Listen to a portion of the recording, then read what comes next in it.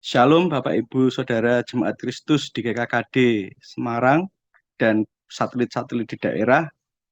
Pada pagi yang indah ini, pada pagi yang cerah ini, saya akan membicarakan tentang kebenaran firman Tuhan yang saya ambil di dalam Keluaran 28 ayat 2.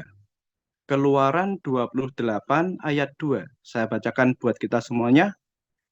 Haruslah engkau membuat pakaian kudus bagi Harun, abangmu, sebagai perhiasan kemuliaan. Kemudian saya lanjut di Roma 13 ayat 14. Roma 13 ayat 14. Demikian bunyi firman Tuhan. Tetapi kenakanlah Tuhan Yesus Kristus sebagai perlengkapan senjata terang, dan janganlah merawat tubuhmu untuk memuaskan keinginannya. Ayat yang ketiga saya ambil dari Filipi 1 ayat 18 sampai 19.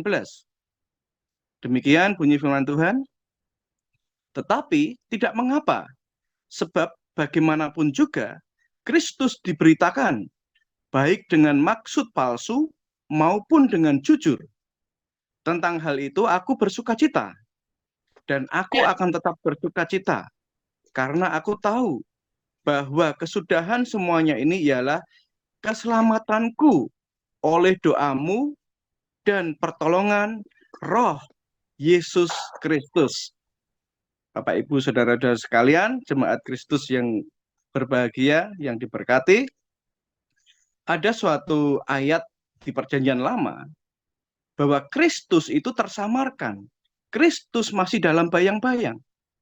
Namun di dalam Perjanjian Baru, Kristus betul-betul ternyatakan.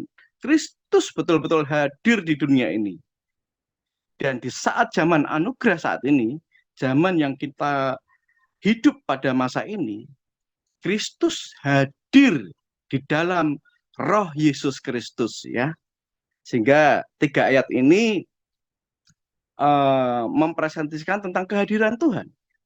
Bahwa dalam Perjanjian Lama, Kristus ternyatakan dalam bayang-bayang, dalam perbuatan ajaib para nabi, dalam mujizat-mujizat para nabi, dalam nubuatan-nubuatan para nabi, maupun umat Allah yang dipilih menjadi satu yang memperbesar kapasitas Allah, yang memperlengkapi setiap raja, setiap rakyat, setiap bangsa-bangsa Israel waktu itu yang telah dipilih oleh Allah. Dalam ayat Filipi, ya, kalau kita membahas Filipi yang terakhir kita bacakan, membahas pengalaman dan kenikmatan akan Kristus yang menghasilkan sukacita. Ini adalah kitab yang dipenuhi dengan kegembiraan dan sukacita. Seluruh kehidupan dan pekerjaan Paulus bukan untuk mengekspresikan dirinya atau memperlihatkan pengetahuannya, kemampuannya, atau kebaikan dan butir kuat lainnya. Apa adanya dia, dan yang dia kerjakan adalah untuk mengekspresikan Kristus, bahkan untuk memperbesar kapasitas Kristus. Ekspresi Kristus yang ditandai oleh pakaian imam, melayakkan kita untuk melayani sebagai imam-imam dan menguduskan kita kepada Allah bagi tujuan uniknya. Ya, Allah mempunyai satu tujuan unik. Ekspresi Kristus sebagai pakaian kudus. Kita adalah kemuliaan dan keelokan. Untuk kemuliaan berarti mengekspresikan keilahian Kristus dengan atribut-atribut ilahi. Untuk keelokan berarti mengekspresikan keinsanian Kristus dengan kebajikan-kebajikan insani. Ketika kita mengekspresikan kemuliaan ilahi yang dibaurkan dengan keelokan, kebajikan-kebajikan insani, kita dibangun bersama sebagai satu imamat. Meskipun kita sudah dibaptis ke dalam Kristus dan sudah berada dalam Kristus, kita tetap harus mengenakan Dia dalam kehidupan sehari-hari. Mengenakan Kristus adalah hidup oleh Kristus dan memperhidupkan Kristus. Karenanya memperbesar Kristus, kapasitas Allah yang terus kita gelorakan, kita hidupkan, akhirnya bisa memperbesar Kristus yang ada dalam diri kita. Pakaian imam terutama adalah untuk kemuliaan dan keelokan, menandakan ekspresi kemuliaan ilahi Kristus dan keelokan insaninya. Kemuliaan berhubungan dengan keilahian Kristus, atribut-atribut ilahinya, dan keelokan berhubungan dengan keinsanian Kristus, kebajikan-kebajikan insaninya.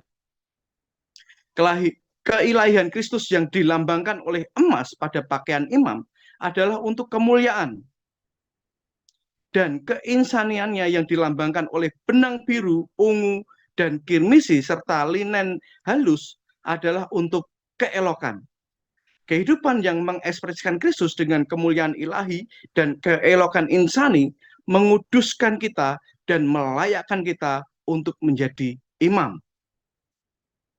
Tadi dalam Filipi 1 ayat 19 tadi yang kita baca, Paulus menyebutkan suplai limpah lengkap dari roh Yesus Kristus. Kalau kita membiarkan suplai limpah lengkap dari roh itu bekerja di dalam kita, kehidupan sehari-hari kita akan berubah. Kita akan berbeban untuk senantiasa memperbesar kapasitas Kristus. Dan dengan segala keberanian, melalui kita memperbesar Kristus, orang lain akan melihat kebesarannya dan ketidakterbatasannya. Kita tahu bahwa Allah yang kita sembah, Allah yang tidak terbatas. Memperbesar Kristus sedemikian ini sudah tentu berarti memperhidupkan Kristus. Kasih kita pada akhirnya akan habis ya. Kalau kita melihat keinsanian kita, kasih kita terbatas. Pada akhirnya kasih kita akan habis. Namun Kristus sebagai kasih tidak dapat habis. Begitu pula kesabaran alamiah kita terbatas ya. Kita disenggol, disalahi sedikit, kita akan marah. Ini menandakan bahwa kesabaran insani kita masih terbatas. Makanya kita perlu mengenakan pakaian-pakaian Kristus. Kesabaran kita terbatas, namun Kristus sebagai kesabaran kita tidak ada batasnya. Kita semua mempunyai kapasitas untuk sabar, tetapi hanya sampai tingkat tertentu. Lebih dari itu, kita akan terhasut dan lekas marah. Ya. Karena ada satu keterbatasan saat kita mengenakan ego kita, mengenakan keinsanian kita, mengenakan alamiah kita. Sehingga kita harus wajib hari demi hari mengenakan Kristus. Walaupun Paulus menerima perlakuan buruk di dalam penjara, namun ia tetap dapat bergembira dan memperlihatkan kebesaran Kristus yang tidak terbatas kepada penjaga-penjaga penjara. Paulus teristimewa menyatakan kesabaran Kristus yang tidak kunjung habis. Ya, suatu kisah Paulus bagaimana dia di penjara, namun bisa bersukacita sehingga bisa menulis kitab Filipi. Kitab Filipi ditulis saat Paulus dalam penjara dan menulis tentang sukacita. Betapa dahsyatnya ini. Kalau kita mengenakan satu yang ilahi kita kenakan, maka kita akan memiliki kasih, kesabaran, penguasaan diri yang tidak terbatas. Hari demi hari Paulus bergembira di dalam Tuhan. Kegembiraannya tidak lenyap terbawa waktu. Dalam kegembiraannya, ia dapat memperlihatkan Kristus yang tidak terukur, yang ia alami dan ia nikmati. Dengan cara inilah Paulus mengekspresikan, memamerkan, menjunjung tinggi, dan memuji Kristus. Bapak, Ibu, Saudara yang kami kasihi, kita tidak percaya Paulus tersinggung oleh penjaga-penjaga penjara, atau ia menyinggung mereka. Sebaliknya, ia adalah saksi Kristus yang hidup, yang mempersaksikan kemampuan, kuasa, kesabaran, kasih, dan hikmatnya, semua dengan tidak terukur. Para penjaga mungkin menganggap Paulus aneh, antik, ya, mengira ada sesuatu pada dirinya yang tidak mereka miliki. Apa yang mereka rasakan pada diri Paulus tidak lain ialah Kristus yang ternyatakan, Kristus yang diperbesar, Selama ia di penjara, Paulus mengekspresikan kebesaran Kristus secara meluas. Melalui memperbesar Kristus sedemikian ini, Paulus dapat menaklukkan segala situasi.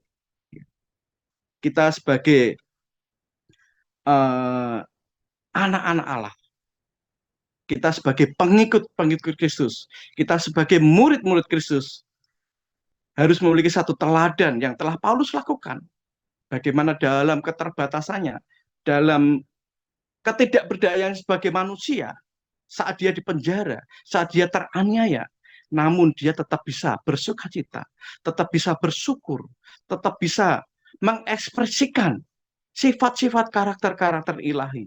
Sehingga Paulus di dalam ketidakberdayaannya masih memiliki kasih yang besar, masih memiliki kesabaran yang besar, masih memiliki sukacita. Sehingga di dalam keterhimpitannya dia bisa bersuka cita.